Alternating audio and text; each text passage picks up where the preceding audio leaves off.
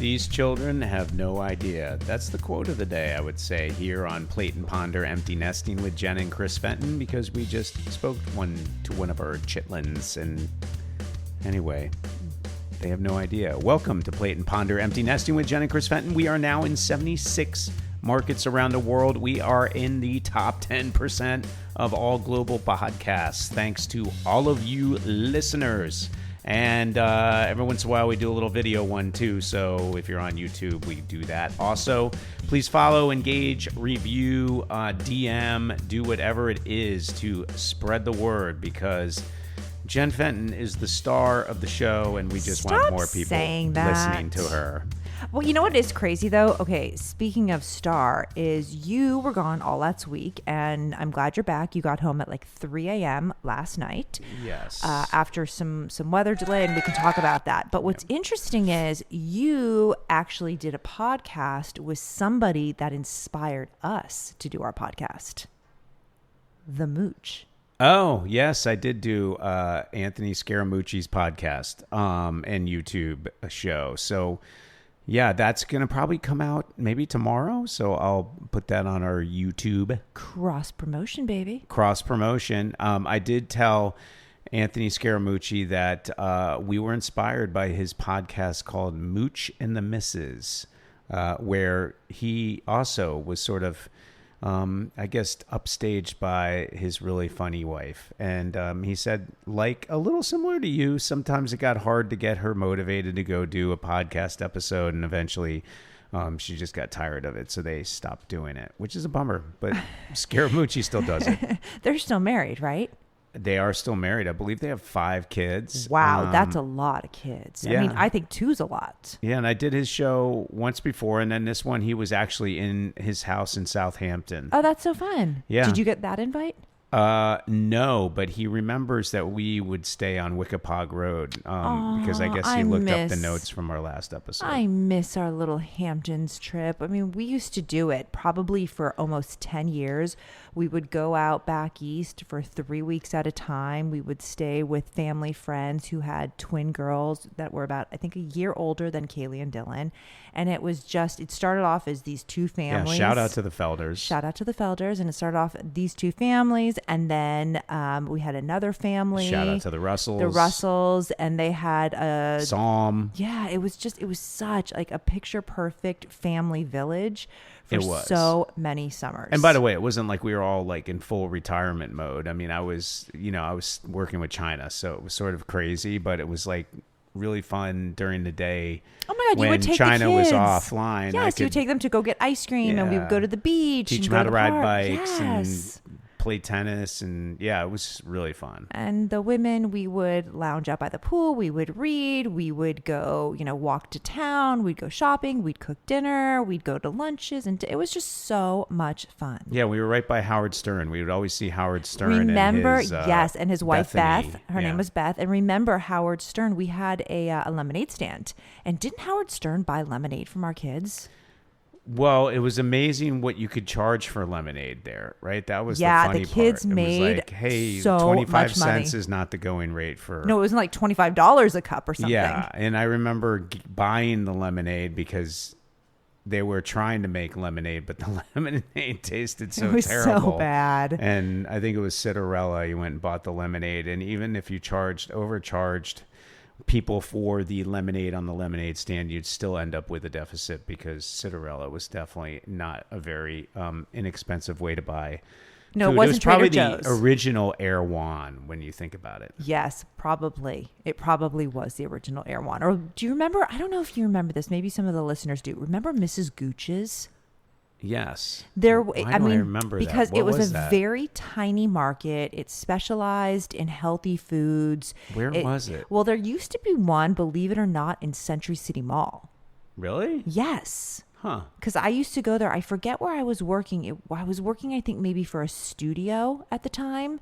One of the summers after college, on a college break, and they had Mrs. Gooch's, and they had a phenomenal salad bar, and I'd go and get my lunch there. Wasn't Mrs. Gooch's known for pies or cakes or something? No, that's too? Marie Callender's. No, I thought it was Mrs. Gooch's. No. But what's crazy is I remember Mrs. Gooch's from my William Morris days. Like people would go there. I'm trying to think of where it was, but I can only think of the one in Century City Mall.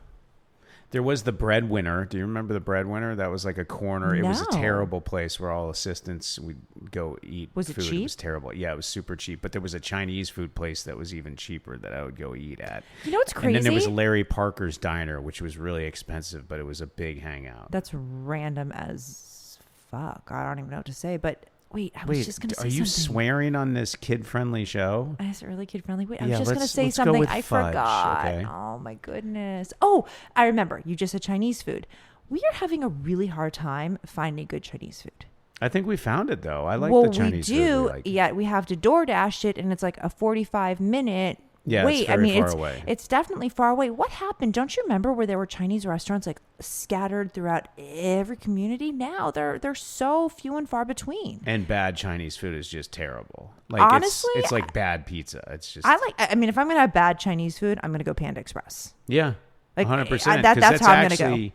It is actually decent. I mean, it's not authentic, but who's eating truly authentic Chinese food? Like there are places I remember going with former Mayor Richard Montgomery and that whole delegation from China down to, I think, Torrance. There was a very authentic where you pick the fish out of the aquarium and they kill it on your table. No, you're lying to me. No, that's how that works. You go out to Arcadia, it's the same thing. You can pick out like the turtles and the various things that you can eat. Yeah. Where's Arcadia? Arcadia is out by it's like Pasadena, Azusa, like where's Azusa?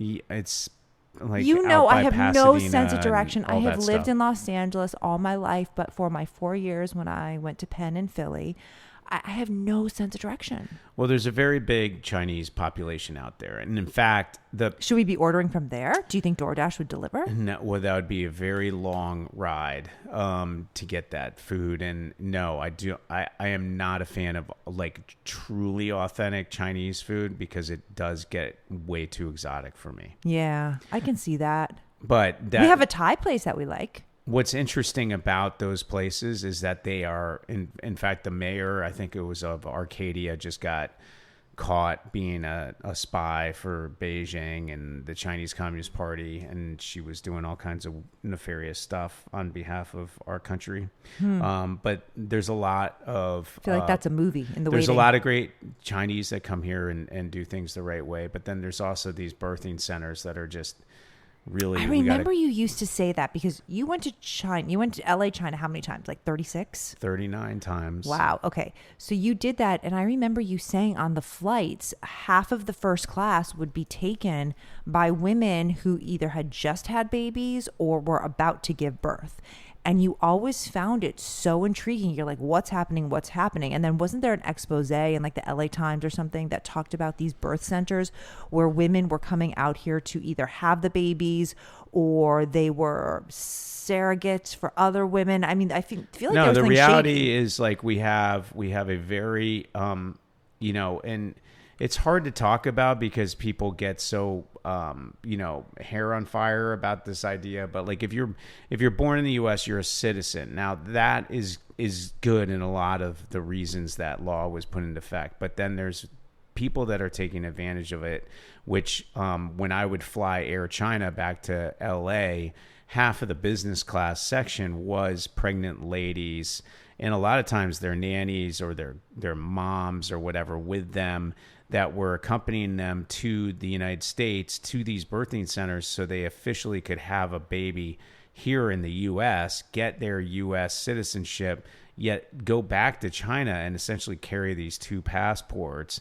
And then it's just it was very, very, I thought, offensive the way they were taking advantage of it. Like it's a great law. We're a melting pot of immigrants for sure. But like, I don't think that was the way it wasn't even the founding fathers. But when that was put into effect, I don't think anybody thought about the idea of birthing centers and people coming specifically here to have kids and then go back. Do you agree? Facts. I guess that's facts, or it's just a perspective or an opinion, but it's one that's shaped by my worldview because I witnessed it. It's Your not lived experience. my lived experience. It's anecdotal, of course, but when you see it every single time you're on an Air China flight, you're like going, either I'm very coincidentally seeing half the business class section filled up like this, or it's happening on every flight. Can I change the subject? I would love you to, because this is probably one that has been boring our 76 markets. Wait, are you sure it's 76? I feel like the number just jumped. It's 76 because we were stuck at like 73 for a while, and then we hit 75. We got 2 right off the bat. We had Bolivia and what was the other one? We just picked up the Congo. Huh. Interesting. Yeah. Okay, let's talk anecdotally about your flight last night. Why don't you tell me what happened there? Because I'm honestly, if I was on that plane with you and you did text me saying, I am so happy that you and the kids are not traveling with me, because I think you would have like blown a gasket. Well, I was a good son because I was in Nashville all week, and I was like, you know what? I'm almost on the East Coast. It's a 2-hour flight to LaGuardia to go see my parents who live in New York City. And if you can fly into LaGuardia and go into New York, it's way, way more convenient than, say, if you go cross country and fly into JFK. So to see my parents on the other side of the country when I don't have a lot of business currently inside New York City. Wait, I thought you flew home from JFK, or did you fly home for LaGuardia? No, you have to fly home from JFK. Okay, that's what I thought. Because LaGuardia, I think the rule is LaGuardia can only have planes that take you to all the cities on the East Coast side of the Mississippi River. But I don't think they can take you any farther than that. I think there's some rule between JFK and LaGuardia. So you got to fly nonstop. You have to go out of JFK. So that's what I did last night, because I went up to see my parents. We ate at Arturo's, but by the way, I mean, shout out to literally, if we want to talk about the best pizza in the world, obviously I'm going to go with New York. I am going to go with Arturo's #1 overall. It's just insanely good. It's on Houston Street and Thompson. That intersection has been there for 100 years. It's old school. You want to know something funny? Yeah. That when my sister and I used to go to New York once a year, we would do that. My mom would take us shopping. It was super fun. We would always hit Arturo's. And isn't there another pizza place called John's? There's probably a pizza place named everything in New York City. There's so many, but I would put behind Arturo's. I might go with Lombardi's. And I don't think I've ever done Lombardi's. That's in Little Italy, and it's we used to do cash only. We used to do other restaurants in Little Italy. I think called the Grotto, maybe. Maybe, but did you ever go to the Russian tea room? I did go to the Russian tea room We once. used to hit that. There was all also the the time. 21 Club, the Jockey Club. I don't know if I did that. That was like a hot one where we used to have our William Morris TV upfront party at. Oh, that's fun. We would do that, or Tavern on the Green, which I think I've never been to Tavern on the Green. Is it kind of like the equivalent of Los Angeles' Bistro Gardens? Like in my head, that's what, or like the Ivy? You mean what it looks like? Yeah. I can't. It's been forever since I went to Bistro Gardens. Does that even exist? I don't know. But Can no, we go to Tavern New York? on the Green. I haven't been there in so long. Isn't that crazy? I mean, I've done Copenhagen and Cartagena and we blah, can blah, talk. blah. We can talk about that. We like going to New York. Okay, I wanna go. But Tavern on the Green is spectacular because it's in the heart of Central Park. I don't know if people technically go for the food, although honestly the food tastes pretty good there too. But it's just a really cool setup. Anyway, so I was saying Arturo's had dinner with my brother and sister-in-law and my parents. That was fantastic. If it's not Arturo's, I'd go Lombardi's or maybe Patsy's. It's just New York pizza is so good. And we had Barolo wine, which was so great with the pizza and blah, blah, blah. So it was fantastic.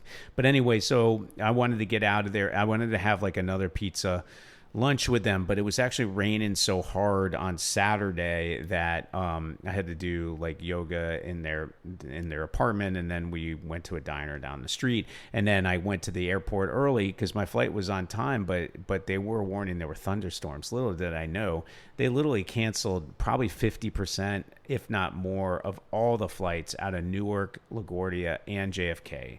And everybody's been stuck in this. That's not anything like weird if you travel at all, the East Coast and all that weather. But what was interesting is that we sat on the tarmac on my second. I had my first flight canceled, then I got on a second flight, but then I was on standby on a bunch of others just trying to get out of there because the World Cup was today and there was literally no way out of New York until Tuesday, if you can believe that. That's how badly backed up the World Cup has made it there. Plus, I think the president was there, so there was all kinds of air travel, shutdowns, and all that stuff. So what was interesting is my rebooked flight left like 4 hours after it was supposed to, and then it sat on the tarmac for 3 hours, which means you got to go back to the terminal and re-gate, and they got to let everybody off. And you know why that is? Yeah, I think it was because of your flight way back when. Yep, it was a Virgin America. I was flying from LA to New York. It was for my friend Carly's bachelorette party. I was going for a weekend, and we got stuck. What were we circling for like 6 hours? Yeah, and then they landed you up by West Point, New York, like up by like up the Hudson River at some.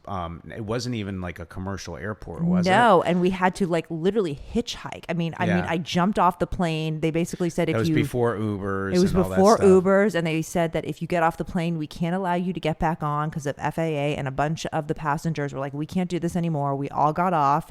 We ran across the runway, and we caught a taxi, and we basically all knuckled in, strangers who had no idea. We're like, we're getting ourselves to the city, we're doing this together, and we will drop everybody off where they're supposed to go, but we are getting ourselves to our destination. We have been on this hell flight.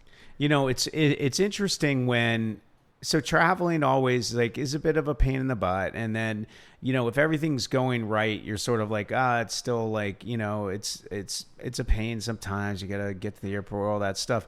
But what's interesting is that the second your originally intended flight gets disrupted, then that's when everything starts to fall apart, especially if you're around a lot of other people that are on the same flight.